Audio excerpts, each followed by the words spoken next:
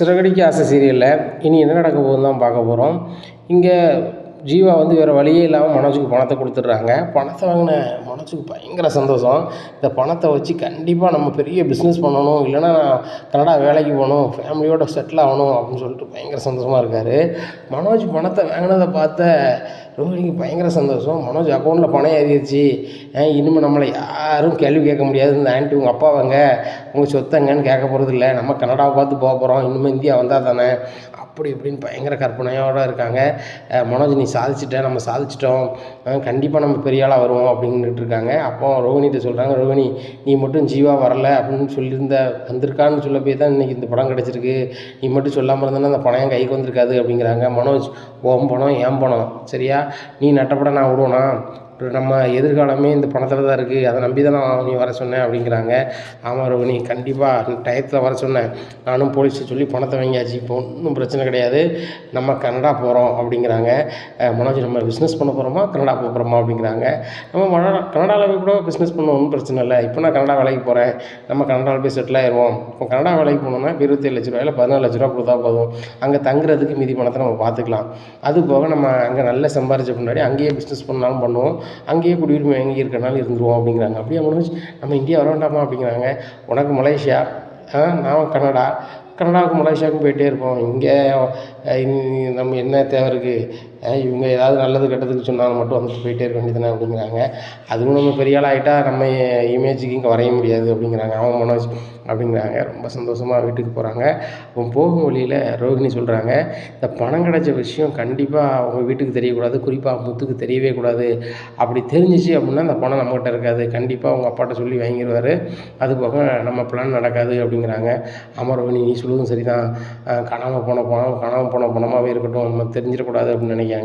ஒன்றுமே தெரியாத மாதிரி வீட்டுக்கு போகிறாங்க. மனோஜை பார்த்தோன்னு ரொம்ப சந்தோஷமாக இருக்கார் மனசில். இதை பார்த்த விஜயா கேட்குறாங்க, என்னடா மனோஜ் ரொம்ப சந்தோஷமாக இருக்கே அப்படின்ட்டு இருக்காங்க. உடனே ஒரு நல்ல செய்தியை சொல்கிறேன் ஆண்டி அப்படிங்கிறாங்க. என்னம்மா அப்படிங்கிறாங்க. ஒரு வேளை மாதமாக எதுவும் இருக்காளா அப்படின்னு சொல்லிட்டு, என்னம்மா அதுக்கு மாதமாக எதுவும் இருக்கியா அப்படிங்கிறாங்க. இல்லை ஆண்டி நான் நல்ல செய்தியை சீக்கிரம் சொல்கிறேன் அப்படிங்கிறாங்க. சீக்கிரம் சொல்லுமா, நீ விரதம் இருந்தாலே நல்ல செய்தி தான்மா நடக்கும் அப்படிங்கிறாங்க. ஆஹா இந்த ஆண்டி இந்த நேரத்துலையும் விட மாட்டாங்க போலையே, இன்றைக்கி சாயந்தரம் என்ன விரதம் வச்சுருக்காங்களேன்னு தெரியலையே அப்படின்னு சொல்லிட்டு முழிச்சிட்டு ரூமுக்கு போகிறாங்க. உடனே மனோஜ் ரோஹிணி ரொம்ப சிரித்து சந்தோஷமாக பேசிகிட்டு இருக்காங்க. இதை வெளியிருந்து கேட்ட விஜயாவுக்கு பயங்கர சந்தோஷம். பரவாயில்ல 2 பேரும் ரொம்ப ஹாப்பியாக இருக்காங்க.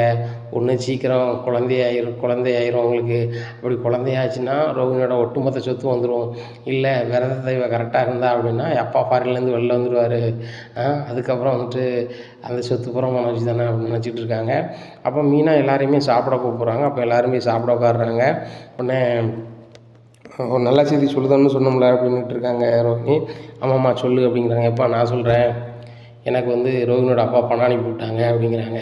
இதை கேட்ட விஜயா அண்ணாமலையும் பயங்கர சந்தோஷம். அப்படியா சரி ரைட் நல்லாரு அப்படின்ட்டு இருக்காங்க.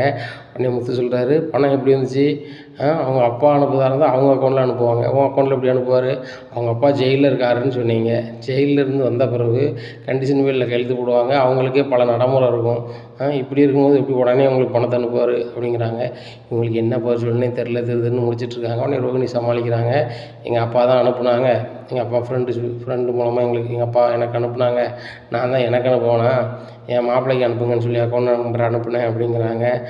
இந்த ப்ராசஸ்லாம் எத்தனை நாளில் நடந்துச்சு அப்படின்னு கேட்குறாங்க. உடனே நேற்று அனுப்புனாங்க அப்படின்னாங்க. நேற்று அனுப்புனா இந்தியன் மணியாக மாறதுக்கு எப்படின்னாலும் ஒரு 3லேருந்து 5 நாளுக்குள்ளே ஆகும், உடனே எப்படி மாறிச்சு அப்படிங்கிறாங்க. உடனே விஜயா சொல்கிறாங்க, ஏங்க இவன் என்னங்க சிபிஐ ஆஃபீஸர் மாதிரி என்கொயரி பண்ணிகிட்டே இருக்கான் அப்படிங்கிறாங்க. உள்ளதாக சொல்கிறேன், எனக்கு தெரிஞ்சதை சொல்கிறேன் அப்படிங்கிறாங்க. உடனே முத்துக்கிட்ட நம்மளை சொல்கிறாங்க, முத்து விடு அவங்க தான் வந்துருச்சுங்காங்களா, அவங்க கதையை அவங்க பார்க்காங்க அப்படிங்கிறாங்க. அவன்ப்பா பிஸ்னஸ் பண்ண போகிறேன், என்ன பிஸ்னஸ்ப்பா பண்ணலாம் அப்படிங்கிறாங்க. உடனே பிஸ்னஸ் பண்ண போகிறியா ஃபாரின் போக போகிறியா அப்படிங்கிறாங்க. ஆமாப்பா நான் ஃபாரின் போகிறேன்ப்பா. என்ன ரோஹிணி நம்ம கனடா தானே போகிறோம் அப்படிங்கிறாங்க. ஆமாம் அப்படிங்கிறாங்க. அப்போ ஏன் குழம்புறேன், ஃபாரின் போகிறேன்னா ஃபாரின் போகிறேன் அப்படின்னு சொல்லு அப்படிங்கிறாங்க. உடனே ரோஹிணி ரூமில் போய் பேசுகிறாங்க மனோஜ் ஏன் உழம்புற, எதையுமே திருத்தமாக பேச மாட்டியா, அது போக நீனே உடம்பி காட்டி கொடுத்துருவ போல், முத்து வேறு நம்ம மேலே சந்தேகப்படுறான், அவன்கிட்ட சந்தேகத்துக்கு இடம் கொடுக்காத அப்படிங்கிறாங்க. நான் இடம் கொடுக்கல, நான் வந்துட்டு உடனே வந்து ஏஜென்சியில் பணம் கட்டுறேன் அப்படிங்கிறாங்க. இன்றைக்கி நேரம் ஆயிடுச்சு, நாளைக்கு கட்டு அப்படிங்கிறாங்க. அப்போ காலையிலே உணவுகளை சமைக்கிறாங்க மீனா. சமைச்சிட்டு சரி நம்ம நடமாடும் பூக்கடைக்கு பூ கொண்டு போவோம் அப்படின்னு சொல்லிட்டு கிளம்பி போகிறாங்க. அப்போ மீனாட்ட முத்து சொல்கிறாங்க, மீனா எங்கே போனாலும் கவனமாக வா, நோ பார்க்கிங்லாம் பார்த்துக்கோ, நம்ம தினம் போலீஸ் ஸ்டேஷனுக்கு போயிட்டே இருக்க முடியாது, ஒவ்வொரு வாட்டி 500 ஃபைன் கட்டினோம்னா நம்மளுக்கு கட்டாது, பார்த்துக்கோ அப்படிங்கிறாங்க. இனிமேல் நான் வாழ்நாள் முழுவதும் ஃபைனே கட்டுறது மாதிரி நடக்க மாட்டேங்க, கரெக்டாக இருப்பேங்க அப்படிங்கிறாங்க. சரி ரைட்டு பார்த்துப்போ அப்படிங்கிறாங்க.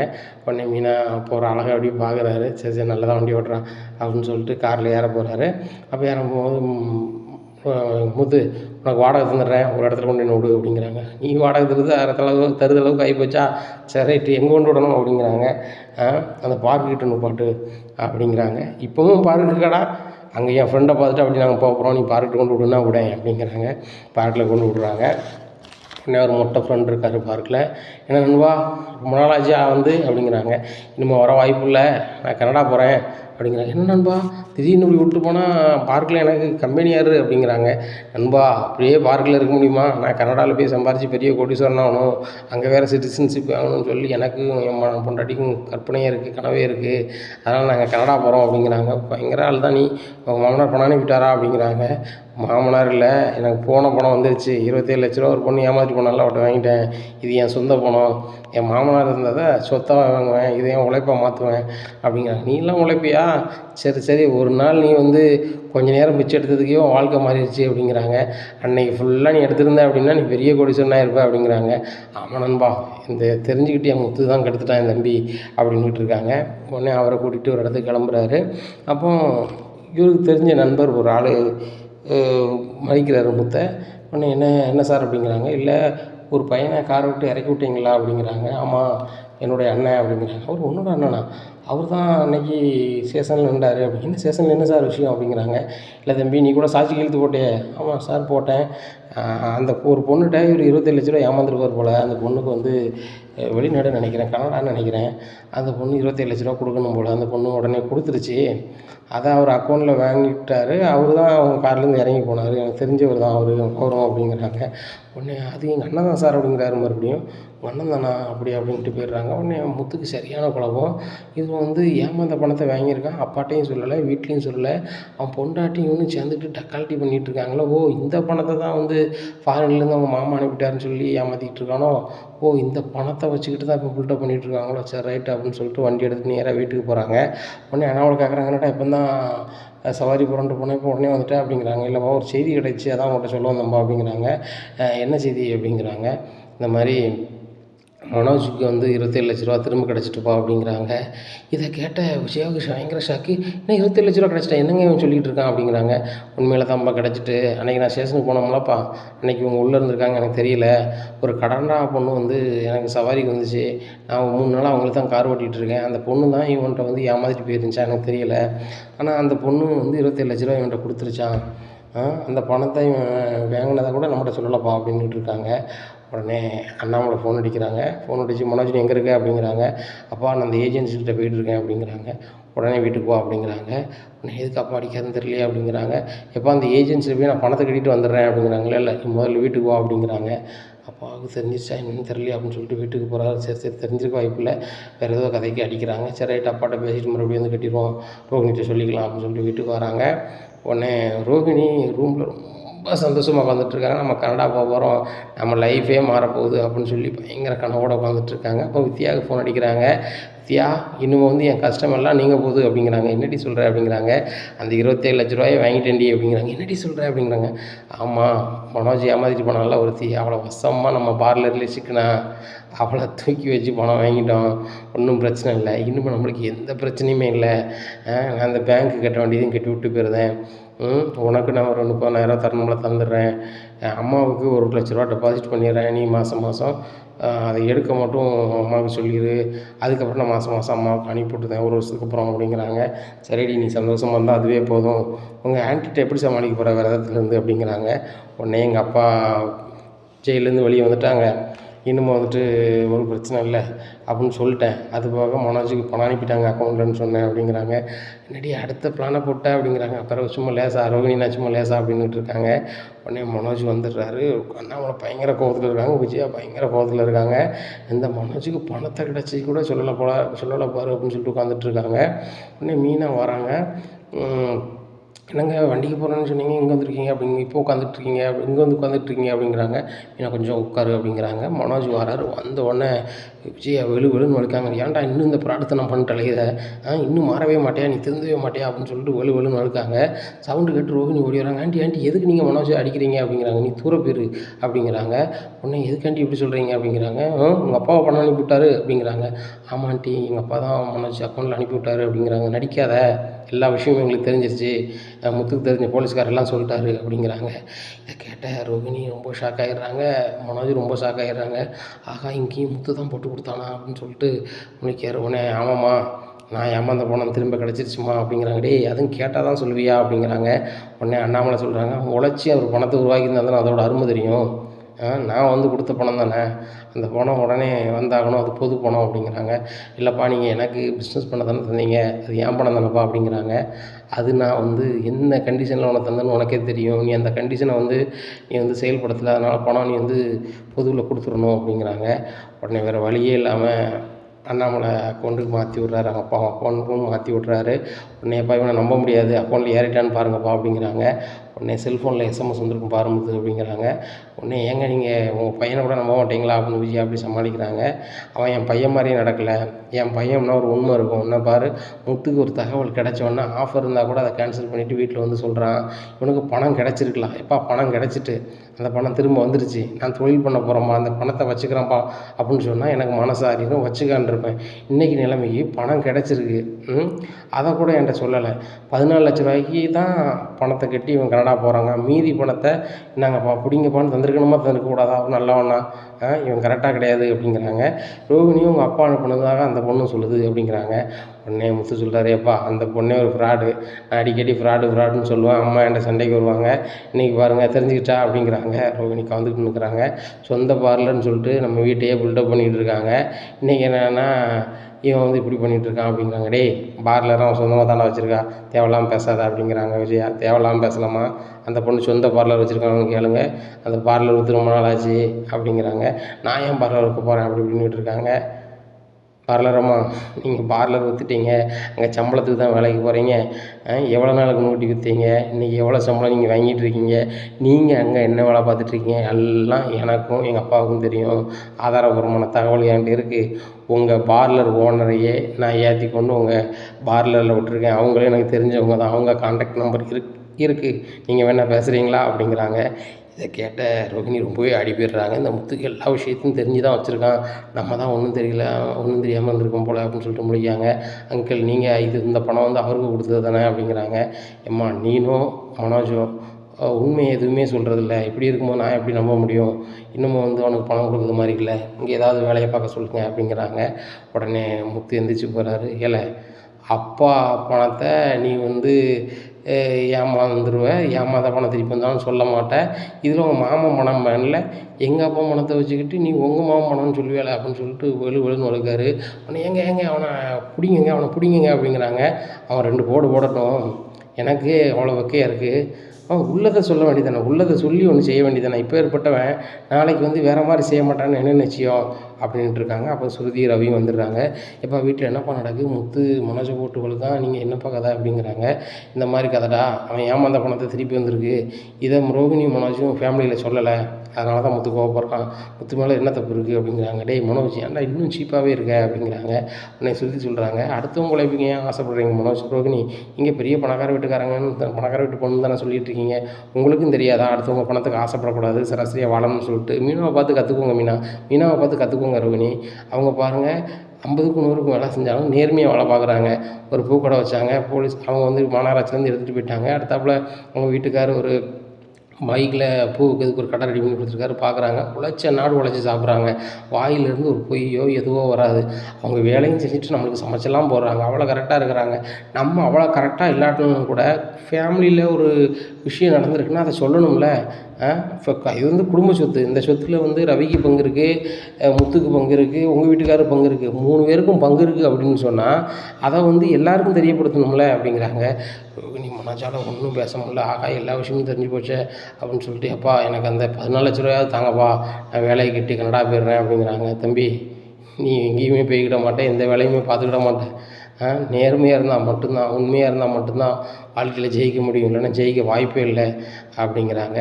உடனே விஜயா சொல்கிறாங்க, டேய் முதல்ல எங்கள் கண் மாட்டி நிற்காடா போடா அப்படின்னு சொல்லி சமாளித்து ரூமுக்கு அனுப்புகிறாங்க. ஆகா, நல்ல வேலை ரோஹிணியும் மனோஜையும் ரூமுக்கு அனுப்பிட்டோம். இல்லை இங்கே வெளியே நின்றுக்கிட்டு இருந்தான் அப்படின்னா அந்த முத்து இந்த வீட்டை விட்டு வெளியே போக சொல்லுங்கப்பா அப்படி இப்படின்னு எனத்தையா சொல்லியிருப்பான். நல்ல வேலை என் பிள்ளையை காப்பாற்றிட்டேன் அப்படின்னு சொல்லிட்டு மனசுங்க நினைக்காங்க. பையன் எழுந்திரிச்சி மனோஜ் ரூமுக்கு போகிறாங்க. ஏன்டா இப்படி பண்ணுற, என்கிட்டயாவது சொல்லி தொலைக்க வேண்டியதானடா, இந்த முத்துக்கு தெரிஞ்சிருச்சு, ஒன்றுக்கு ரெண்டா அப்பாட்ட சொன்னார்னா வீட்டு விட்டு வெளியே அனுப்பிட்டா நீனும் ரோகிணி எங்கே போவீங்க அப்படிங்கிறாங்க. அம்மா நான் ஒன்றும் சாதாரண ஆள் இல்லை, ஒரு கோடி சொல்லி தான் கட்டியிருக்கேன், இப்போ நினச்சாலும் நான் வந்து பெரிய ஆள் தான் அப்படிங்கிறாங்க. டேய், அவங்க அப்பாவே வெளியில் வராமே நீ வந்துட்டேன்னு சொல்லியிருக்கீங்க 2 பேரும், அதுவே எனக்கு கடுப்பாக இருக்குது. ஆனால் அவங்கெல்லாம் கோபமாக இருக்கும்போது நானும் அவன் மேலே ஓவராக கோபமாக இருந்தோம்னு வச்சுக்கோயேன், நல்லா இருக்காது. அது போக நான் எதுக்கு கையை நீட்டினேன் அப்படின்னா, அந்த முத்து வந்து கையை நீட்டினாலும் நீ தாங்க மாட்டேன், உன் உடம்பு இருக்க கண்டிஷனுக்கு நீ தாங்காது, அதனால் சமாளிக்கிறதுக்காக தான் நான் முதல்ல கை நீட்டினேன், அதை முதல்ல புரிஞ்சுக்கோ அப்படிங்கிறாங்க. எனக்கு புரியுதுமா அப்படிங்கிறாங்க. என்ன புரியுதுமா, பணம் கட்டும் போது என்கிட்டயாவது நீ சொல்லணும்ல, இம்மா பணம் வந்துருச்சு, நான் வந்து ஃபாரினுக்கு பணம் கட்டி போகிறேன், மீதி பணத்தை பிடிங்கன்னு சொல்லியிருக்கணும்ல. ரோகிணி நீ எதுக்கு சொல்லலை ரோகிணி அப்படிங்கிறாங்க. இல்லை மனோஜ் தான் எதுவுமே சொல்ல வேண்டாம்னு சொன்னாங்க அப்படிங்கிறாங்க. என்ன ரோகிணி சொல்கிற, நீ தானே இந்த பணத்து விஷயத்தை உங்கள் வீட்டுக்கு தெரிய வேண்டாம், வீட்டுக்கு தெரிஞ்சால் பணத்தை தரமாட்டாங்கன்னு சொன்னேன் அப்படிங்கிறாங்க. உடனே விஜயாவுக்கு ரொம்ப ஷாக் ஆகுது. இந்த ரோகிணி வந்து அவங்க வீட்டிலேருந்து ₹1 காசை கூட வாங்கி கொண்டு நம்ம வீட்டுக்கு கொடுக்குறதில்ல, நம்ம வீட்டு பணத்தையும் அந்த பணத்தையும் வீட்டுக்கு தெரியக்கூடாதுன்னு நினச்சிருக்காள் அப்படின்னு சொல்லிட்டு ரொம்பவே கடுப்பில் இருக்காங்க. இந்த சூழ்நிலையில் தினேஷ் ஃபோன் அடிக்காங்க ரோகிணிக்கு. உடனே ரோகிணி ரொம்ப முகம் ஒரு மாதிரி மாறுது. என்ன ரோகிணி, ஃபோன் எடுத்து பேசு அப்படிங்கிறாங்க.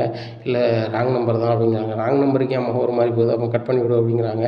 கட் பண்ணி விடுதாங்க. அப்போ தினேஷுக்கு பயங்கர கடுப்பாகுது. இந்த ரோஹிணிகிட்ட நான் படித்து சொல்லியிருக்கேன், இவளுக்கு இவ்வளோ திமிராயிருச்சு, அவள் ஏமாற்றி ஒரு பெரிய குடும்பத்தில் போய் வாழ்வா, நான் என் பொண்டாட்டி பிள்ளைலாம் எனக்கு தெருவில் அலைவேனா, நான் இன்னொரு கல்யாணம் முடிக்கணும், அதுக்கு எனக்கு பணம் வேணும், பொண்ணுலாம் ரெடி, கல்யாணம்லாம் வச்சாச்சுன்னு சொல்லியிருக்கேன். இவ்வளோ என்ன ஃபோனும் எடுக்க மாட்டேறா, பணத்தையும் தர மாட்டேறா அப்படின்னு சொல்லிட்டு வித்யாவுக்கு ஃபோன் அடிக்கிறாங்க. வித்யா எதுக்கு ரோஹிணி ஃபோன் எடுக்க மாட்டேறா அப்படிங்கிறாங்க. அது எனக்கு எப்படி தெரியும், எனக்கு ஏன் நீ ஃபோன் அடிக்கிற, நானும் அவன்கிட்ட கடன் வாங்கியிருக்கேன் அப்படிங்கிறாங்க. ரோஹிணி தான் எனக்கு கடன் பட்டிருக்கா, அவளை எனக்கு உடனே பேச சொல்லு, இல்லை அப்படின்னா நான் வீட்டை பார்த்து நடந்து போயிடுவேன் அப்படிங்கிறாங்க. என்னமும் செய்ய அப்படிங்கிறாங்க. உடனே சரி நான் போகிறேன் அப்படிங்கிறாரு. மறுபடி வித்யா ஃபோன் அடித்து தினேஷை சொல்கிறாங்க, தயவுசெய்து ரோஹிணி வீட்டுக்கிட்ட போயிடாதா, இப்போ தான் அவங்க சந்தோஷமாக இருக்காங்க, அவர் புருஷனுக்கு கிடைக்க வேண்டிய பணம் இப்போ தான் 27 லட்ச ரூபா கிடச்சிருக்கு அப்படின்னு சொல்லி ஓட்ட வாயில் உளறிடுறாங்க. என்ன 27 லட்ச ரூபா அவன் புருஷனுக்கு கிடச்சிருக்கா, ரைட்டு சூப்பரு அப்படின்னு சொல்லிட்டு ஃபோனை கட் பண்ணிடுறாங்க. ஆகா, இவன்ட்டு வேறு சொல்லி தொலைச்சிட்டோமோ உளர்ட்ட முடி வித்யா அப்படின்னு சொல்லிட்டு அவங்களுக்குள்ளேயே ரொம்ப ஃபீல் பண்ணிகிட்டு இருக்காங்க. உடனே ரோஹிணிக்கு எஸ்எம்எஸ் அனுப்புகிறாங்க. என்ன உன் புருஷனுக்கு 27 லட்ச ரூபா கிடச்சிருக்கு, இப்போ கூட எனக்கு நீ பணம் தர மாட்டியா அப்படின்னு சொல்லி ஒரு எஸ்எம்எஸ் வருது. இதை பார்த்த ரோஹிணி ரொம்பவே அரண்டுறாங்க. ஆகா, தினேஷ் ஃபோனை கட் பண்ணிவிட்டு அவன் எஸ்எம்எஸ் போகிறான், இவனுக்கு எப்படி தெரியும் அப்படின்னு சொல்லிட்டு உடனே வித்யா ஃபோன் அடிக்கிறாங்க ரோஹிணிக்கு. ரோஹிணி எடுக்கிறாங்க. என்னடி சொல்லி தினேஷுக்கு எப்படி எனக்கு வந்து 27 லட்ச ரூபா கிடச்சது தெரியும் அப்படிங்கிறாங்க. நான் தாண்டி உழம்பிட்டேன்டி அப்படிங்கிறீங்க, ஏன்டி இப்படி பண்ணிகிட்ருக்கே அப்படிங்கிறாங்க. இல்லடி எனக்கு ஃபோன் அடித்து டார்ச்சர் பண்ணால் நான் வந்து ஓவராக பேசிகிட்டு இருக்கானு சொல்லிட்டு ஒரு ஃப்ளோவில் விட்டேன்டி அப்படிங்கிறாங்க. இப்போ அவன் வேறு இப்போ 27 லட்ச ரூபா வாங்கியிருக்கல, எனக்கு 5 லட்ச ரூபா தானே, நான் என்னடி செய்ய முடியும் அப்படிங்கிறாங்க. நீ தான் ஃபாரின் போக போகிறேடி, இன்றைக்கி நாளைக்குன்னு சொல்லி சமாளிச்சுட்டு கதையை ஓட்டு அப்படிங்கிறாங்க. எங்கடி ஓட்ட முடியும், மனோஜ் உழம்பிட்டான், முத்துக்கு எப்படியோ அந்த தெரிஞ்ச போலீஸ்காரன் மூலமாகவும் தெரிஞ்சு போச்சு, இப்போ பணத்தை பூரா எங்கள் மாமா அங்கிள் வாங்கிட்டாங்க அப்படிங்கிறாங்க. என்னடி சொல்கிற அப்படிங்கிறாங்க. ஆமாடி, பணத்தை பூரா எங்கள் அங்கிள் வாங்கிட்டாரு, இனி ஒன்றும் செய்ய முடியாது, எங்கள் அப்பாட்டிருந்து பணம் வாங்கிட்டே வந்தாகணும் அப்படிம்பாங்க அந்த ஆண்டி. இல்லை உங்கள் அப்பா வந்தாகணுமா, நான் என்ன செய்வேன்னு எனக்கு தெரில அப்படிங்கிறாங்க. என்னடி உனக்கு மட்டும் எல்லாமே முதல்லேருந்தே நடந்துகிட்ருக்கு அப்படிங்கிறாங்க. ஆமாடி, நான் வாங்கிட்டு வந்த நேரமாக என்னமோ தெரியல அப்படிங்கிறாங்க. சரி வா நம்ம பேசிக்கலாம் அப்படிங்கிறாங்க. உடனே ரோகிணி கிளம்பி வீட்டு விட்டு வெளில போகிறாங்க. அப்போ சொல்கிறாங்க விஷயா, நீ விரதத்தை ஒழுங்காக இருக்கல, அதனால தான் என் பையனுக்கு இப்படி ஒரு மாதிரி நடக்கு. இனிமேல் மீதி இருக்க விரதத்தையாக ஒழுங்காக இருக்கணும். இனிமேல் நீ பார்லர் போகிறேன், அங்கே போகிறேன், இங்கே போகிறேன்னு சொல்லிட்டு கடையில் சாப்பிட்றதோ வைக்கிறதோ தேவையில்லாத சவகாசம் பண்ணுறதோ இருக்கக்கூடாது அப்படிங்கிறாங்க. சரி ஆண்டி அப்படிங்கிறாங்க. ரொம்ப கடுப்பாக நேராக வித்தியா வீட்டில் போய் உட்காந்துருக்காங்க. என்னடி முதல்லேருந்து உட்காந்துருக்க எப்படி, நீ வந்து பணம் கிடச்சிருச்சு பெரிய ஆள் ஆயிடுவேன்னு சொன்னேன், அதை கேட்டு எனக்கு ரொம்ப சந்தோஷமாக இருந்துச்சு. இப்போ என்னென்ன பணம் பூரா எங்கள் மாமனார்கிட்ட போயிட்டு அப்படிங்கிறாங்க. ஆமாம், எல்லாத்துக்கும் இந்த முத்து மீனவன் தான் காரணம், ரொம்ப கடுப்பாக இருக்குது அப்படின்னுட்டு இருக்காங்க. இந்த சூழ்நிலையில் ரோகிணிக்கு அவங்க அம்மா ஃபோன் அடிக்கிறாங்க. என்ன கல்யாணி ஃபோனே எடுக்க மாட்டேற அப்படிங்கிறாங்க. அம்மா சொல்லி தொலைமா அப்படிங்கிறாங்க. என்னடி இப்படி பேசுகிற அப்படிங்கிறாங்க. இல்லாமல் ரொம்ப கடுப்பாக இருக்குது அந்த முத்து மீனாவாளா அப்படிங்கிறாங்க. ஏண்டி அவங்க ரொம்ப நல்லவங்கடி, அவங்ககிட்ட வேணால் நான் பேசுகிறேன் அப்படிங்கிறாங்க. அவங்களாம் ரொம்ப நல்லவங்க, அவங்களுக்கு எனக்கு கிடைக்க வேண்டியதெல்லாம் கெடுக்குறாங்க அப்படிங்கிறாங்க. என்னத்தை கெடுக்குறாங்க அப்படிங்கிறாங்க. இல்லை மனோஜ் வந்து 27 லட்ச ரூபா ஏமாந்துருந்தாரு, திருப்பி வந்துருச்சு, அதை குடும்பத்தில் சொல்லலை அப்படின்னு சொல்லிட்டு அந்த பணத்தை வாங்கி அப்பாட்ட கொடுத்துட்டாங்க அப்படிங்கிறாங்க. கரெக்டாக தானடி செஞ்சுருக்காங்க, குடும்பத்தில் சொல்லி தானடி வாங்கணும் ஒரு கூட்டு குடும்பத்தில். நீங்களே ஒரு புது பணத்தை வச்சுக்கிட்டா அவங்க அப்பாவுக்கு மனசு கஷ்டமாக இருக்காது. முத்துக்கும் அதில் பங்கு இருக்குல்ல, சொல்லிவிட்டு வாங்கிக்க வேண்டியதானே அப்படிங்கிறாங்க. இதே தான் அவங்களும் சொன்னாங்க. நீ ஃபோனை வை அப்படின்னு சொல்லிட்டு ஃபோனை கட் பண்ணிடுறாங்க. உடனே ரோகிணி அம்மா ரொம்பவே ஃபீல் பண்ணுறாங்க. ரோகிணி வந்து எல்லா விஷயத்துலையும் போய் சொல்ல ஆரம்பிச்சிட்டா. உண்மைங்குது அவட்ட கொஞ்சம் கூட எல்லாம் போயிடுச்சு. அவங்ககிட்ட வந்து இந்த கிறிஸ்து வளர்ந்தாலும் உண்மை இல்லாமல் போயிடுவான்.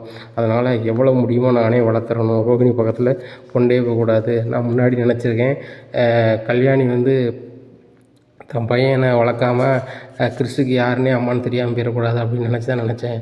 ஆனால் இன்னமும் வந்து இவ தான் அம்மான்னு தெரிஞ்சால் இவனோட நிலைமை மாறிடும். அதனால் வந்து நம்மளே முடிஞ்ச அளவுக்கு வளர்த்து ஆளாக்கி விட்றணும். கடவுளே எனக்கு ரொம்ப ஆயுள் நல்லா கொடு அப்படின்னு சொல்லிட்டு வேண்டிக்கிறாங்க. இந்த சூழ்நிலையில் கிறிஸ் சொல்கிறாங்க, ஆன்ட்டிகிட்டே பேசுனீங்க, கொண்டாங்க நான் ஃபோனை பேசுகிறேன் அப்படிங்கிறாங்க. இல்லை அத்தை ஃபோனை வச்சுட்டாங்க அப்படிங்கிறாங்க. என்ன பாட்டி, எப்போ நீங்கள் கால் பண்ணாலும் அத்தைட்ட நீங்கள் மட்டும்தான் பேசுகிறீங்க, எனக்கு ஃபோன் பண்ணியே கொடுக்க மாட்டேறீங்க அப்படின்னு சொல்லிட்டு ரொம்ப ஃபீல் பண்ணுறாங்க. இங்கே கதறி எழுதுறாங்க ரோகிணி வித்யாட்ட. ஆண்டிக்கும் வந்து அழுதுட்டுருக்க அப்படிங்கிறாங்க. இல்லை தினேஷ் வேறு ஃபோன் அடித்து எஸ்எம்எஸ் பண்ணிகிட்டே இருக்கான், எனக்கு பணம் வேணும்னு சொல்லிட்டு. இப்போ பேங்க்காரன் வேறு நீ தேடி அலைவானுங்க. அந்த மனோஜோடைய ஆதார் கார்டு வந்து பேங்க்காரன்ட்ட தான் இருக்குது, அட்ரஸ் கரெக்டாக தேடி வந்துடுவானுங்க. இப்போ என்ன செய்யனே தெரியலை. அதுக்கு 2 நாள் தான் இருக்குது, 2 நாளில் வீட்டில் வந்து நிற்பானுங்க. எப்படி சமாளிக்க போகிறேன், தினேஷும் பணம் வாங்கணுமா. அந்த கறிக்கடைக்காரனுக்கும் நான் சினிமாவில் வாய்ப்பு வாங்கி தரேன் அப்படி இப்படின்னு பில்டப் பண்ணி வச்சுருக்கேன். அதுவும் நான் சொன்ன நாட்களை தாண்ட போகுது. அவனும் வீட்டில் வந்து நிற்க போகிறான். என்ன தான் ஆக போகிறேன்னு எனக்கே தெரியலை அப்படிங்கிறாங்க. ஏண்டி இவ்வளோ பொய்யாடி சொல்லுவேன் ஒருத்தி, இவ்வளோ பொய்யை சொல்லி மாட்டிட்டு முடிக்கேடி அப்படிங்கிறாங்க. எல்லாம் அந்த மனோஜுக்காக தான் சொன்னேன் அப்படிங்கிறாங்க. இப்போ மாவு தண்ணி கொடுத்தனு இருந்து தொலைடி அப்படிங்கிறாங்க. இப்போ நான் தண்ணி கொடுத்தன போது கூட என்கிட்ட 5 பைசா காசு இல்லையே, எப்படினாலும் நான் தண்ணி கொடுத்தன போனாலும் அந்த பேங்க்காரங்களுக்கு அந்த வீட்டு அட்ரஸ் தெரியும், வீட்டில் வந்து கேட்கத்தானே செய்வாங்க, அப்பவும் எனக்கு அசிங்கம் தானே, என்ன செய்ய அப்படிங்கிறாங்க. ஏண்டி முதல்ல அந்த பேங்க்கு பணத்தையாவது கொடுத்து வச்சானடி அப்படிங்கிறாங்க. எங்கடி கொடுக்க முடியுது, நானே பார்லரில் அந்த ஓனர் பணத்தில் தான் கையை வைக்கிறேன், இப்போவுமே அவங்க என்ன நம்ப மாட்டுறாங்க, இப்போ என்ன செய்யணும் எனக்கே தெரியலடி அப்படிங்கிறாங்க. இப்படியே சொல்லிகிட்டே இரு, பேங்க்காரனை வீட்டுக்கு போயிட்டான்னா பெரிய அசிங்கம், பேங்க்கில் முதல்ல பேசி கொஞ்சம் பணத்தை கட்டுவண்டி அப்படிங்கிறாங்க. இப்போ அதுக்கு என்னடி செய்கிறது அப்படிங்கிறாங்க. உடனே சரி வா என்ன யார்ட்டையாவது கேட்போம் அப்படின்னு சொல்லிட்டு ஒருத்தட்டையாக கேட்குறாங்க. எல்லாருமே கையை விரிக்கிறாங்க. மறுபடி சிட்டிகிட்ட போகிறாங்க. என்ன 1 லட்ச ரூபா பணம் வேணுண்ணே அப்படிங்கிறாங்க. 1 லட்ச ரூபா பணம் வேணுமா அப்படிங்கிறாங்க. ஏற்கனவே 2 லட்ச ரூபா வாங்கியிருக்கீங்க அப்படிங்கிறாங்க. அண்ணே நாங்கள் வட்டியை கரெக்டாக தானே கொடுத்துட்ருக்கோம் அப்படிங்கிறாங்க. இவங்கள பார்த்தோன்னே தினேஷ் இவரை பார்த்தோன்னே ஆமாம், அவர் நம்ம சத்யா வந்து ஒளிஞ்சிருந்துக்கிறாரு. ஏற்கனவே 2 லட்ச ரூபா வாங்கியிருக்கா, இப்போ வேறு 1 லட்ச ரூபா வாங்க வரா, என்ன தான் கதை அப்படிங்கிறாங்க. விட்டு அப்படியே போட்டு கேட்குறாங்க. அப்படின்னு சொல்கிறாங்க, ஒரு பேங்க்கில் லோன் வாங்கியிருந்தேனே, அவங்களுக்கு கொஞ்சம் கொடுத்து செட்டில்மெண்ட் பண்ணணும், பண்ணிட்டோம் அப்படின்னா எனக்கு 25 லட்ச ரூபாய்க்கு லோன் தர அவங்க தயாராக இருப்பாங்க அப்படிங்கிறாங்க. உனக்கு 25 லட்ச ரூபா தருவாங்களா? ஆமாண்ணே, 25 லட்ச ரூபா தந்தாங்கன்னா 3 லட்ச ரூபா கொடுத்து அவங்க செட்டில்மெண்ட் பண்ணிடுவேன், வட்டியும் தந்துடுவேன் அப்படிங்கிறாங்க. உடனே சரி அப்போனா நான் பணம் தரேன் அப்படின்னு சொல்லிட்டு கையெழுத்து போடுங்க அப்படின்னு சொல்லிட்டு சார்ஜ் கையெழுத்தை வித்தியாவை போட வைக்கிறாங்க. போட வச்சுட்டு 1 லட்ச ரூபா பணத்தை கொடுக்குறாங்க. இந்த 1 லட்ச ரூபாயோட நேராக பேங்க்கு போகிறாங்க. பேங்க்கில் போய் மேனேஜருக்கு பேசுகிறாங்க. என் பேர் வந்து ரோகிணி, நான் வந்து 4 லட்ச ரூபா லோன் எடுத்திருக்கேன் அப்படின்னு சொல்லிட்டு பேரை சொல்லி அட்ரஸ் சொல்கிறாங்க. இதை கேட்டோன்னே மேனேஜர் அரண்டுறாரு. நீ தான் ஆமாம், அது நீ எத்தனை வருஷமாக தேடிட்டுருக்கோம், லோன் எடுத்தால் கட்ட மாட்டியா வைக்க மாட்டியா அப்படிங்கிறாங்க. சார் நான் லோக்கலில் இல்லை, வெளில போயிட்டேன் வச்சுட்டேன் அப்படிங்கிறாங்க. நீ எங்கேனாலும் வெளில போமா, பணத்தை கட்டு வெளில போக வேண்டியதானம்மா, ஒரு லேடியை தேடி எவ்வளோ ஆளை வச்சுமா அலையிறது, இடையில கூட உங்களை பார்த்துருக்காங்க, அட்ரஸ் நீங்கள் மாற்றி சொல்லியிருக்கிறீங்க, இப்போ தான் சமீபத்தில் உங்கள் அட்ரஸோடு பிடிச்சிருக்காங்க, நீங்கள் கல்யாணம் முடிச்சுட்டு உட்காந்துருக்கீங்களா, அந்த வீட்டுக்காரோட ஐடியை வாங்கின பிறகு தான் நீங்கள் வந்து இங்கே வந்திருக்கீங்க அப்படிங்கிறாங்க. இல்லை சார் நான் பணத்தை கட்டி முடிக்கணும்னு நினச்சி தான் வந்தேன் அப்படிங்கிறாங்க. சரிம்மா 4 லட்ச ரூபா கொண்டுட்டீங்களா, வட்டி கூட தள்ளுங்க, செட்டில்மெண்ட் பண்ணுங்க அப்படிங்கிறாங்க. சார் 4 லட்ச ரூபா கொண்டு வரல, ரூ. 1,00,000 கொண்டு வந்திருக்கோம் அப்படிங்கிறாங்க. என்ன ரூ. 1,00,000 கொண்டு வந்திருக்கீங்களா? ஏம்மா உங்கள்கிட்டலாம் லீவ் கொடுத்து சரி வராது அப்படிங்கிறாங்க. சார் ரூ. 1,00,000 தந்துடுவேன். இப்போ ரூ. 1,00,000 தாரேன் சார், கட்டுறேன் சார் அப்படிங்கிறாங்க. ரூ. 1,00,000 கட்டுறீங்களா அப்படின்னு சொல்லிட்டு நான் மேலே பேசுகிறேம்மா அப்படின்னு சொல்லிட்டு அவங்களுக்கு மேலே உள்ள அதிகாரிகள்லாம் பேசுகிறாங்க. பேசி இந்த மாதிரி ரூ. 4,00,000 கடன் வாங்கியிருக்கிறாங்க. அவங்க வந்து இப்போ கட்டவே இல்லை. பல முறை அவங்களுக்கு நோட்டீஸ் அனுப்பி எந்த பதிலும் இல்லை. இப்போ வந்து ரூ. 1,00,000 கட்டுறோம், மீதி ரூ. 3,00,000 பிறகு கட்டுறேன்னு சொல்கிறாங்க, ஏற்றுக்கலாமா அப்படிங்கிறாங்க. அவரும் நான் இன்னொரு அதிகாரிட்ட கேட்குறேங்கிறாரு. அவர் கேட்ட பிறகு சார் ரேட்டு கிடைக்கு லாபம், அந்த பொண்ணுகிட்ட பணத்தை வாங்கிக்கிடுங்க, வாங்கிட்டு அடுத்தாப்புல சீக்கிரம் ஒரு டேட்டை போட்டு கட்ட சொல்லுங்கள் அப்படிங்கிறாங்க. உடனே பணத்தை வாங்கிட்டு அம்மா இன்னும் ஒரு வாரத்தில் ரூ. 1,00,000 கட்டிடலாமா, ரூ. 1,00,000 கட்டிடலாமா அப்படிங்கிறாங்க. சார் ஒரு வாரத்தில் கட்ட முடியாது, எனக்கு ஒரு 10 நாள் டைம் வேணும், நான் வந்து ரூ. 1,00,000 கட்டிடுவேன் அப்படிங்கிறாங்க. உடனே பணத்தை கட்டு வெளில வராங்க. அப்போ வித்தியா கேட்குறாங்க, எப்படி நீ 10 நாளில் இன்னொரு ரூ. 1,00,000 கட்டுவேன், ஏற்கனவே உனக்கு ஏகப்பட்ட ஓட்டை, ஏகப்பட்ட இடத்துல நீ பணம் கொடுக்கணும், இப்படி இருக்கும்போது வந்து இங்கே ரூ. 1,00,000 அப்படி கொடுப்பேன் அப்படிங்கிறாங்க. இல்லாட்டி உருட்டி பரட்டி கொடுத்துடலாம், வேறு வழி இல்லை அப்படிங்கிறாங்க. என்ன புரியுது அடி உனக்கு, ரூ. 3,00,000 நீ வட்டிக்கு வாங்கிட்டு சிட்டிகிட்ட 10 பைசா வட்டி, அதை எப்படி கட்டுவேன்? அது போக அவங்க அம்மாவுக்கு செலவு கொடுக்கணும், உங்கள் ஆன்ட்டிக்கு செலவு கொடுக்கணும், வீட்டு செலவு கொடுக்கணும், உன் செலவு நீ பார்க்கணும், மனோஜுக்கும் செலவு கொடுக்கணும், இந்த இந்த வீணாக போனவன் தினேஷுக்கும் நீ பணம் கொடுக்கணும், இவ்வளோத்தையும் நீ எப்படி செய்வே அப்படிங்கிறாங்க. தெரியலடி, இப்போதைக்கு பேங்க்காரங்க வீட்டுக்கு வராமல் இருப்பாங்க, நிப்பாட்டிட்டேன் அப்படின்ட்டு இருக்காங்க. உடனே தினேஷ் எதிர்த்தாப்புல வந்துடுறாரு. என்ன ரோகிணி, ஃபோன் அடித்தாலும் எடுக்க மாட்டேன், எஸ்எம்எஸ் அனுப்பினாலும் பார்க்க மாட்டேன், இப்போ எதிர்த்தாப்புல வந்து நிற்கேன் அப்பவும் பார்க்க மாட்டேன், எனக்கு பணம் எப்போ வரும் அப்படிங்கிறாங்க. உடனே வித்தியா கேட்குறாங்க, உனக்கு வெக்கமாகவே இல்லையாடா அடுத்தவங்கள்ட்ட பணங்கிறதுக்கு அப்படிங்கிறாங்க. எனக்கு வெக்கமாக இல்லை, உன் ஃப்ரெண்டு பக்கத்தில் இருக்காங்க பாரு, உண்மையை மறைச்சி கல்யாணம் முடிச்சு நான் முதல் கல்யாணம் தான் சொல்லிக்கிட்டு விளாண்டுறாங்களே, அவங்களுக்கே வெக்கமாக இல்லை, எனக்கு என்ன அப்படிங்கிறாங்க. வித்தியா, உனக்கு எனக்கு என்ன பிரச்சனை மருத்துவரவோ, எனக்கு ரோகிணி எப்போ பணம் தருவேன் அப்படிங்கிறாங்க. ஏன்ட்ட பணம் ஏது அப்படிங்கிறாங்க. என்னம்மா சொல்கிற, 27,00,000 இப்போ தானே வாங்கியிருக்கீங்க அப்படிங்கிறாங்க. அதை வீட்டில் வாங்கிட்டாங்க அப்படிங்கிறாங்க. எனக்கு அது தெரியாது, உனக்கு பணம் 27,00,000 வருது போகுது, லட்சக்கணக்கில் சம்பாதிக்கிற போகிற உருட்டுறத பெரட்டுத, நான் அதெல்லாமா கேட்குறேன், எனக்கு அப்பப்போ 1,00,000 நான் கேட்குறேன், அதை நீ தந்து நீ முடிச்சுக்க வேண்டியதானே அப்படிங்கிறாங்க. எத்தனை 50,000 வாங்கியிருப்பேன் அப்படிங்கிறாங்க. அதெல்லாம் எனக்கு என்ன நேரம் இல்லை, எனக்கு கல்யாணம் வச்சுருக்கேன், எனக்கு ரூ. 1,00,000 வேணும்னு கேட்டோம்ல, பணம் என்னாச்சு அப்படிங்கிறாங்க. என்கிட்ட பணம் இல்லை, 10 நாள் கழிச்சு வாங்கிக்க அப்படிங்கிறாங்க. 10 நாளில் என் கல்யாணமே முடிஞ்சிடும், அதெல்லாம் எனக்கு தெரியாது, எனக்கு 4 நாளில் ரூ. 1,00,000 வேணும், ரெடி பண்ணி தாரேன், இல்லைன்னா நீ காலி அப்படின்ட்டு போகிறாங்க. உடனே என்னடா இப்படி சொல்லுதான் அப்படின்னு சொல்லிட்டு முடிச்சுக்கிட்டு இருக்காங்க. அப்போ வித்தியா சொல்கிறாங்க, இவங்களாம் ஒரு ஆள், நீ பயந்துட்டுருக்கல, என்ன நடந்தாலும் பரவாயில்லைன்னு சொல்லு, அவன் போகவே மாட்டான், ஏற்கனவே கொழுந்தன்ட்ட பூசை வாங்கியிருக்காங்களா அப்படிங்கிறாங்க. என் கொழுந்தன்னு தெரியாமல் பூசை வாங்கியிருக்கான், என் கொழுந்தன்னு தெரிஞ்சால் அவங்ககிட்டே சரண்டர் ஆகி உள்ளதை சொல்லிடுவான், முத்துக்கு மட்டும் தெரிஞ்சுன்னா அவ்வளோதான் அப்படிங்கிறாங்க. ஆமாடி, அந்த குடிகாரன் தெரிஞ்சு அவ்வளோதான் அப்படின்னு சொல்லிட்டு வித்தியா பேசிகிட்டு இருக்காங்க. இந்த சூழ்நிலையில் மனோஜ் வந்து ஃபோன் அடிக்கிறாங்க ரோகிணிக்கு. ரோகிணி நீ எங்கே இருக்க அப்படிங்கிறாங்க. இல்லை வித்தியாவோட ஒரு இடத்துல நிற்கேன் அப்படிங்கிறாங்க. நீ ஏன் வித்தியா கூட சேர்ந்து அலைஞ்சிக்கிட்டு இருக்க, ஒழுங்காக பார்லருக்கு போ, உழைக்கப்பார், உழைச்சா தானே 2 ரூபா காசு நம்மளுக்கு கிடைக்கும் அப்படிங்கிறாங்க. நான் மட்டும் பார்லருக்கு போகணும், உழைக்கணும், நீ மட்டும் எந்த வேலைக்கும் போகக்கூடாத மனோஜ் அப்படிங்கிறாங்க. நான் தான் ஃபாரின் போகணுன்னு இருந்தேன், பணம் இருந்த விஷயம் தான் முத்துக்கு தெரிஞ்சோன்னே அப்பாட்ட சொல்லிட்டான், அப்பா சொன்னோன்னா அப்பா வாங்கிட்டாரு, இப்போ நான் என்ன செய்ய முடியும் அப்படிங்கிறாங்க. உங்கள் அப்பா தானே, நீ நைந்து பேசு அப்படிங்கிறாங்க. நான் பேசினேன் அப்படி தருவாங்க அப்படிங்கிறாங்க. உங்கள் அப்பா தானே, முத்து பேசுகிறது நீ பேச முடியாதா, பேசு, முத்துக்கு மட்டும் நீங்கள் வந்து வீட்டை அடை வச்சு கொடுக்குறீங்க, எனக்கு பணம் தரதுக்கு என்னப்பா செய்யுது அப்படின்னு கேளு அப்படிங்கிறாங்க. நேராக போகிறாரு. எப்பா அப்படிங்கிறாங்க, என்னை மன்னிச்சிருங்கப்பா, எனக்கு எப்படியாவது பணம் வேணும்பா அப்படிங்கிறாங்க. உடனே மனோஜ், உங்கள்கிட்ட எதுவுமே உண்மை இல்லை, நான் எப்படி தர முடியும், அது போக பொது பணம் எல்லோரும் கேட்டு தான் செய்ய முடியும் அப்படிங்கிறாங்க. எப்பா அந்த வீடும் பொது வீடு தானே, அம்மா பேரில் இருக்க பொது வீடு தானே, இதை மட்டும் நீங்கள் முத்துக்கு வச்சு கொடுத்தீங்க, யார்ட்டையுமே கேட்கல, இப்போ உங்கள் பணத்தை மட்டும் எல்லார்ட்டையும் கேட்கணுங்களப்பா அப்படிங்கிறாங்க. இது என்னோடய உழைப்பு தம்பி, நான் உழைச்ச உழைப்பு வந்து என் பிள்ளைகள் 3 பேருக்குமே சமம், உனக்கு உட்பட, அப்படிங்கும்போது எல்லோரும் கேட்டு தானே கொடுக்க முடியும் அப்படிங்கிறாங்க. எப்பா முத்துட்ட வந்து கேட்டிங்கன்னா கண்டிப்பாக நான் தரக்கூடாதுன்னு சொல்லுவான் அப்படிங்கிறாங்க. அந்த டைப் அவனுக்கு இல்லை, நீ தப்பாக நினைக்கிற, அவன் வந்து கரெக்டாக பயன்படுத்தினா அவன் வந்து யாருனாலும் பயன்படுத்தணும் வைக்கிட்டுன்னு சொல்லுவான். நானே இந்த பணத்தை வந்து முத்துட்ட கொடுக்கறதுக்கு போகலாமான்னு ஒரு யோசனை இருந்துச்சு, முத்துக்கு மீனாவை கட்டி வச்சு கொடுத்துடலாமான்னு நினச்சேன். அப்போ அவன்கிட்டையும் பேசும்போது, இல்லைப்பா மூத்தவன் அண்ணா இருக்கான், அண்ணனுக்கு கல்யாணம் முடியட்டும், அண்ணனுக்கு வேணா கொடுங்க, அண்ணன் வேணா பிஸ்னஸ் பண்ணட்டும் அப்படின்னு சொன்னான் அப்படிங்கிறாங்க. எப்போ அவன் சும்மா சொல்லியிருப்பான்பா அப்படிங்கிறாங்க. அவன் நீ மாதிரி இல்லை, உள்ளது மனசில் என்னவோ அதை மட்டும் தான் பேசுவான் என்ன அப்படிங்கிறாங்க.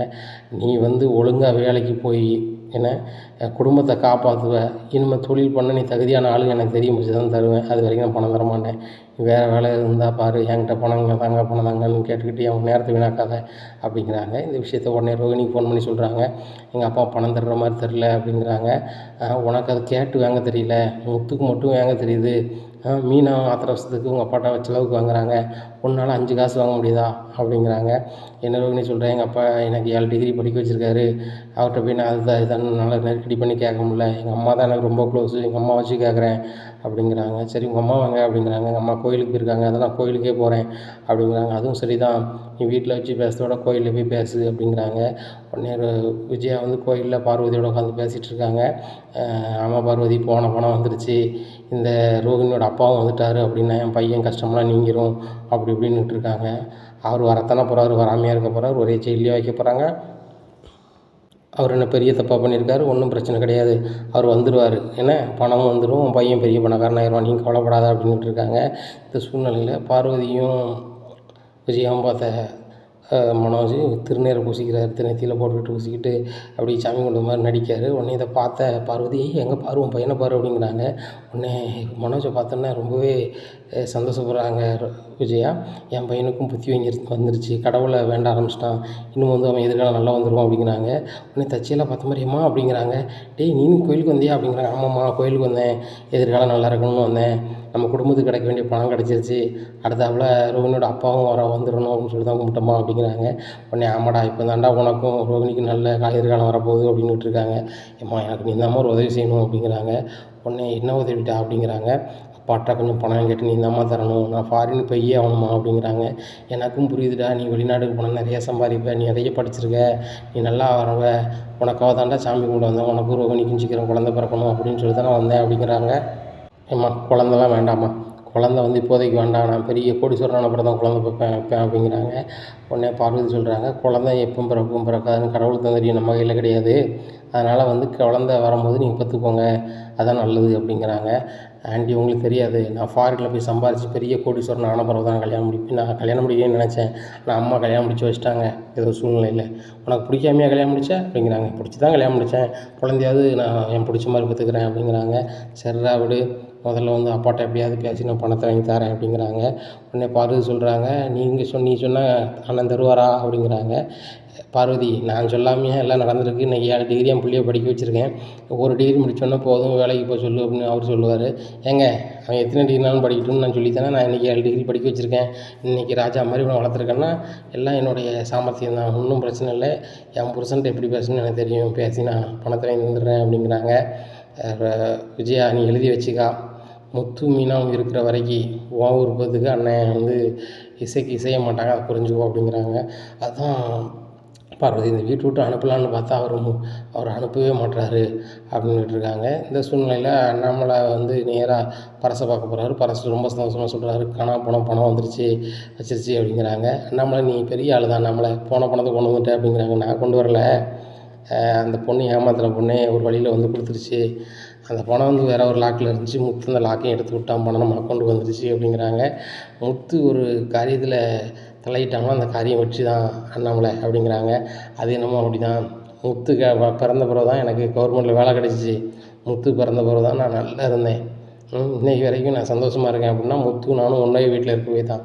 அவன் என்னை பிரிஞ்சிருக்கும்போது ரொம்ப மனசு கஷ்டமாக தான் இருக்கும், அவனும் எனக்கு இன்னொரு தாய் மாதிரி தான், என்னை நல்லா பார்த்துப்பான், அவன் பொண்டாட்டி அவனுக்கு எத்தாவில் சூப்பர் பொண்ணு கிடச்சிருக்கா, மாமான்னா அவளை உயிரை கொடுப்பான், இன்றைக்கி எனக்கு விழுந்து என்னை பார்த்துக்கிறான், எனக்கு என்னதுனாலும் அவள் தான் செய்கிறான், விஜயை விட என்ன நல்லா பார்த்துக்கிறா அப்படிங்கிறாங்க. ஆமாம் மீனா மாதிரி உனக்கு மருமக கிடைக்க நீ கொடுத்தா வச்சுருக்கணும் அண்ணாமலை அப்படிங்கிறாங்க. உடனே அண்ணாமலை இப்போ இன்றைக்கி வாக்கிங் போகலையா அப்படிங்கிறாங்க. நோய் நொடி இருந்தால் தானே வாக்கிங் போகணும், இந்த பணம் கிடச்சுன்னா கூட கொஞ்சம் தெம்பு வந்துட்டு அப்படிங்கிறாங்க. உடனே பரசை சிரிக்கிறாங்க. சரிவா நம்ம ஒரு ஹோட்டலில் போய் சாப்பிடுவோம் அப்படின்னு சொல்லிட்டு ஒரு ஹோட்டலில் போய் சாப்பிட போகிறாங்க. அங்கே ரவி ஹோட்டலாக இருக்குது. அப்பா இதான் ஏன் ரெஸ்டாரண்ட்ப்பா அப்படிங்கிறாங்க. இதான் ஒரு ரெஸ்டாரண்ட்டாக எங்களுக்கு தெரியாதுப்பா அப்படிங்கிறாங்க. எப்பா நீங்கள் பைசா எதுவும் கொடுக்க வேண்டாம் வைக்க வேண்டாம் அப்படிங்கிறாங்க. இல்லைப்பா நீ வேலை பார்க்குற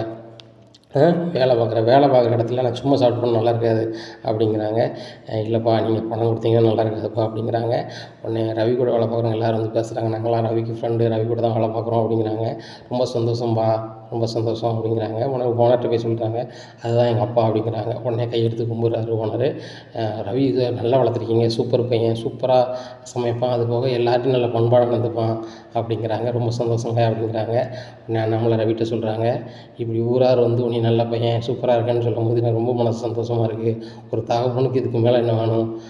நீ காதல் கல்யாணம் பண்ணும்போது அப்பாவுக்கு கொஞ்சம் மன வருத்தம் இருந்துச்சு.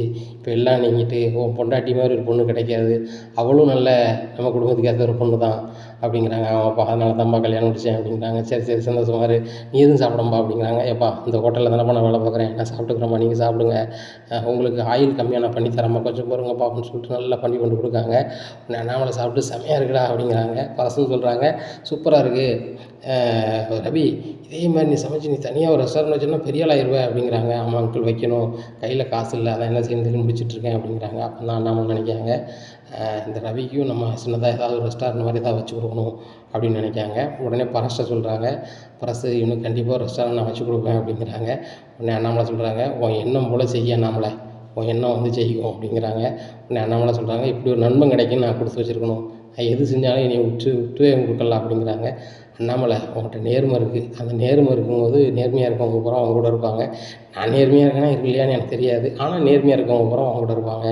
உன் பையன் அதுக்கேற்றாப்புல முத்து இருக்கான் அப்படிங்கிறாங்க. இதை கேட்டால் அண்ணாமலை ரொம்பவே சிரிக்கிறாரு. இனி அண்ணாமலை வீட்டில் என்ன நடக்கும் அப்படிங்கிறத பொறுத்து வந்து பார்க்கலாம். நம்ம சேனலை நீங்கள் மறக்காமல் லைக் அண்ட் சப்ஸ்கிரைப் பண்ணுங்கள். நன்றி, வணக்கம்.